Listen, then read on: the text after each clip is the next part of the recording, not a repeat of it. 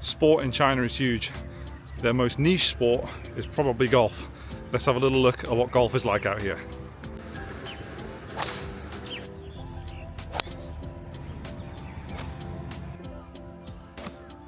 So in terms of popularity, golf doesn't even make it into the top 10 of popular sports in China. As you can imagine, most of the stereotype ones are up the top. You've got your ping pong, your basketball, your football, even esports, so gaming, is above golf in popularity. So why is that? In the early 2000s, golf was starting to really pick up, although it was still incredibly niche. There's quite a few golf courses, a few hundred courses in China, but again, playing for very much the top earners in China could afford to play the game.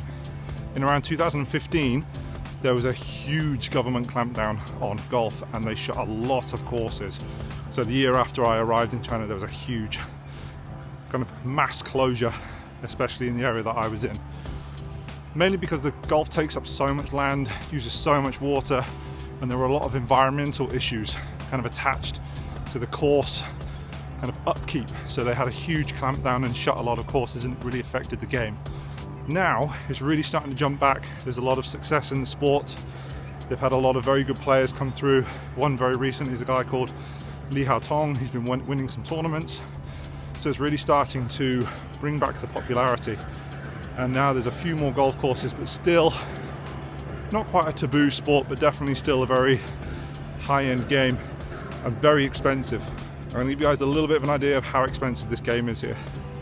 So I'm playing a course called Mission Hills, which is a huge golf club. It's actually officially, I think, the world's biggest one. It's got loads of courses, loads of different types of membership. I'll give you an idea of their top membership costs. So a diamond membership here, you will not get any change out of £210,000, and that's just for the card.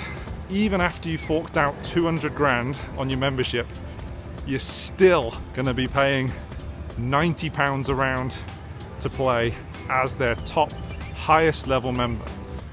Let's compare that to a UK golf club. So your standard clubs, maybe 500 to 1,500 pounds a year.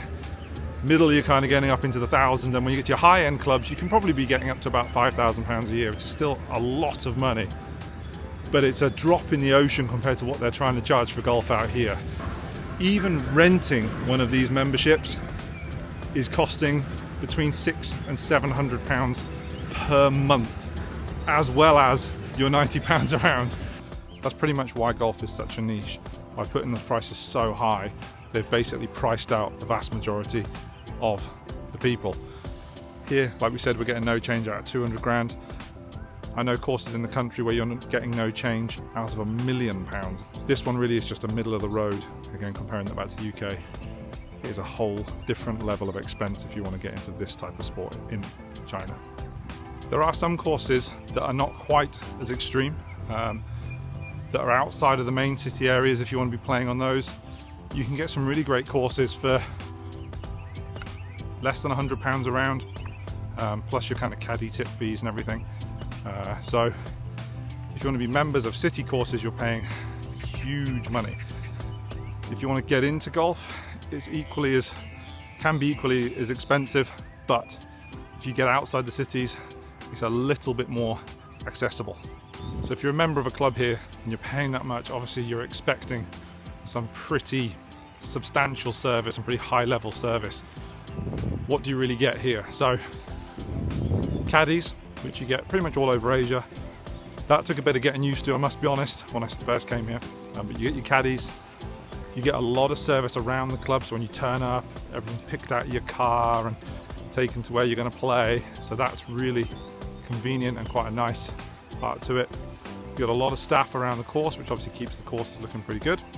You do also get amazingly designed courses, designed by very famous people, very famous course designers, very famous players. They'll all come in and help design the courses here.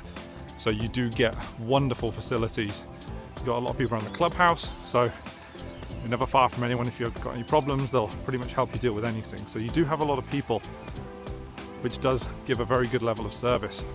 This seems to be a relatively similar thing in Asia, just with anything, to be honest, not just golf, but any sport that you go to and there's a lot of people around, a lot of people to help.